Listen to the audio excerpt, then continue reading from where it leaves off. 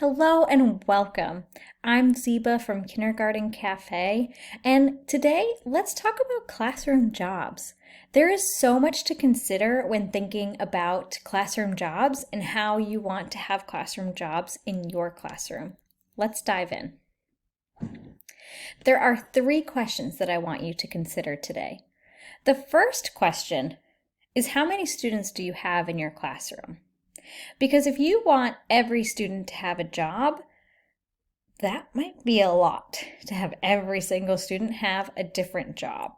I personally like to have enough jobs so that most of my students have a job, but I have some students that are substitutes or on vacation, some people might call it. I like to have this because if someone's out, I don't want that job to go unfilled and have to scramble to figure out who's going to do it. No, I just call in the substitute. There we go. I also find that if there's too many jobs, it's hard for me to remember who's doing what job and what jobs I even have. So for me, I do enough jobs so that most students have something to do, some are substitutes, and I can remember all of them. You might want to consider a different way of doing it. You might want just a few jobs for the week, or maybe you want just one student to have all the jobs. I do this actually in summer school. I have a star student. You could call it a teacher's assistant, whatever you like. A star student in summer school for me does anything I need them to do, all the jobs. I need a table washer, star student. I need someone to pass something out, star student. I need someone to hand out the glue sticks, star student. That works really well for me in summer school when I have a small class, the kids are coming in and out over vacation, and we only have a short time together, so I can rotate it through quickly.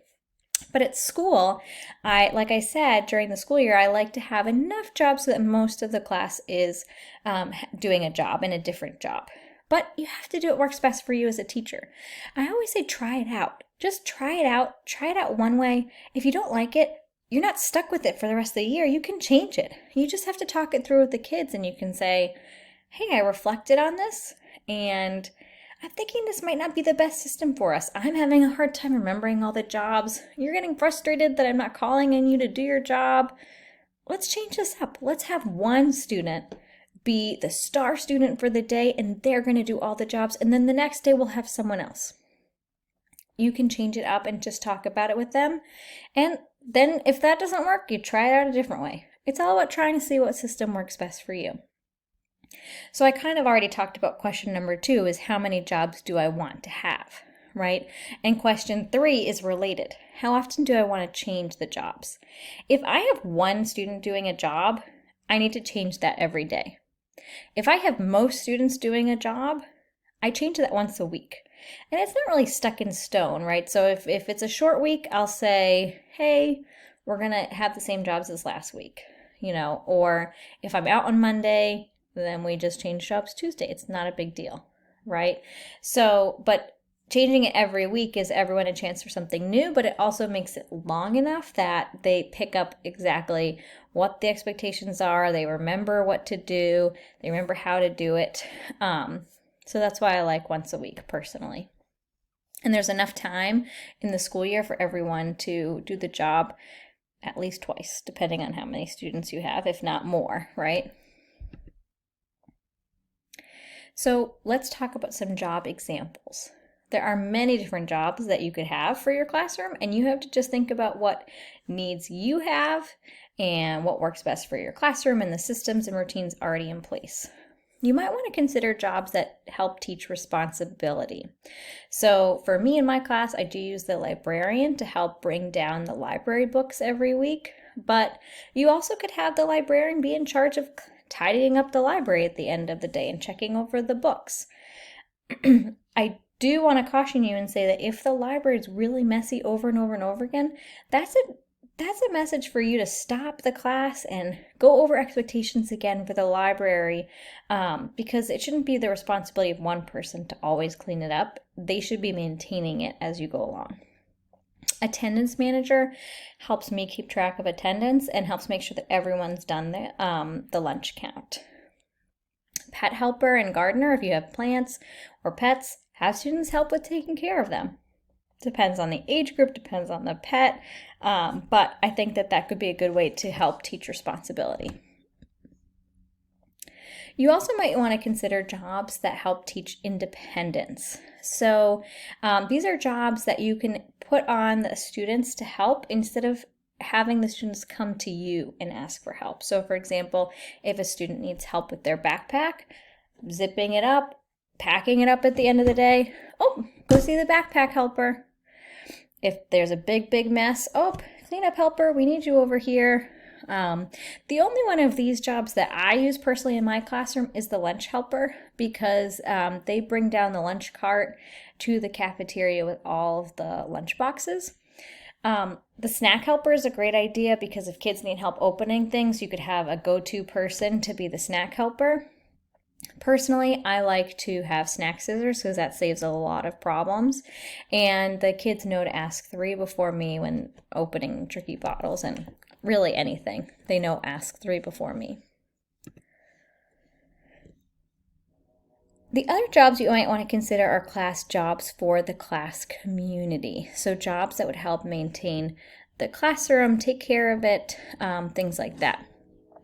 I personally love table washer and supply manager because after snack, the tables get really dirty. This person will then help take care of the tables and wipe them down. We don't need everyone wiping them down. We don't need a mad rush to be the one to wipe down the tables. Just need one person. Supply manager helps pass out the community supplies that we have, like glue sticks and scissors, and they also help collect them at the end. Paper passer, big fan of. I use that all day, every day. They pass out the papers, right? And then eraser helps erase the board at the end of the day when I'm done with it, and that helps me to have a clean whiteboard to write the morning message in. So I like those jobs, but all of these are great jobs that help take care of the classroom and help teach the kids that they're members of this classroom community too. Also, if you have a morning meeting, you might want students to help take responsibility over parts of that morning meeting and to have a job for it. So I use the greeter. I like that I have one go-to person to start the greeting because I change up the greetings every day. And so it helps to have a consistent student to know, okay, you're starting the greeting today, instead of every day thinking about who do I want to start the greeting. It's just a go-to. Calendar captain could help point to the calendar as you're doing the routine. They could help say the calendar routine, whatever works best for you. They also could help change the calendar month to month. If you have someone checking the weather, you may have a meteorologist. You could have a song picker if you're someone who does songs with your morning meeting. The idea of the ambassador is that they would greet guests, teachers, visitors as they walk in the room. Responsive Classroom talked to me about this idea in one of their trainings, and I really like it. I haven't tried it with my class, but maybe one day. I like it in theory because I like that students would go and greet any visitors. They go and welcome them and they say, hi, welcome to our classroom. This is what we're doing right now. I think it definitely works well with older kids. Younger kids, I don't know, but in my school we have teachers coming in and out all the time, and I don't want it to be a distraction. My kids get very good at just sort of ignoring any adult that comes in a good way, because teachers come in to work with students or to grab something or whatever, and I don't want the hard work that they're doing I don't want them to be distracted by it. So I like it in theory. I haven't tried it. You also might want to consider that there are some jobs that students look forward to more than others. So teacher's assistant is sort of a favorite for students because it's my go-to when I need anything, teacher's assistant. If I can't think of what category it would fit in, teacher's assistant. This year I had more students than usual, and so I had more jobs than usual, and I kind of was forgetting about teacher's assistant. And this is why I say don't have too many jobs, because it's hard to keep track of them all. And one student told me, oh man, I'm teacher's assistant this week. I hate teacher's assistant. It's so boring.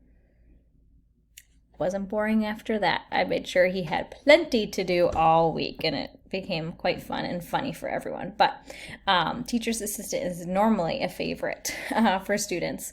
Line leader obviously is a favorite. Kids love to be first. I don't know why. I'm sure I was like that as a kid too. You just want to be first. I mean, actually, I do get it. I like to be first.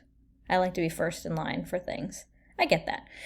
But we're all going to the same place, and we talk about that, right? So the line leader, because it's a job, the kids aren't fighting over it. They're not trying to get in front. They're just trying to get second in line. Well, in my class, the door holder's second, so they're trying to be third in line. But this way, it's just a job.